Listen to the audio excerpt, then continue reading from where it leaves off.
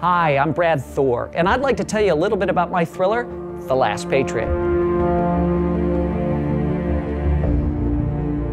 What I wanted to do with this book was to create this ultimate high-stakes race, but I wanted to weave in a couple of things from my past that have always been fascinating areas of study for me.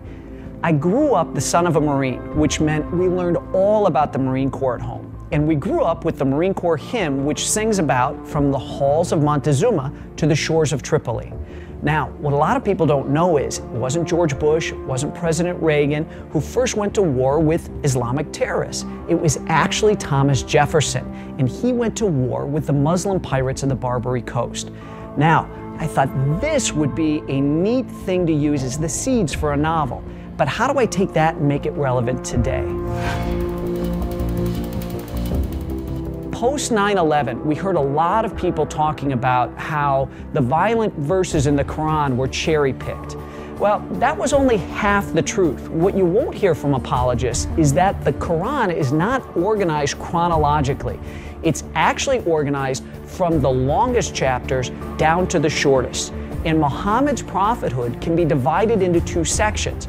When he started his religion, he was in Mecca and he was preaching very peacefully, trying to attract Jews and Christians and pagans to his religion. When he moved to Medina and became a powerful warlord, he became increasingly less tolerant of people who refused to join Islam.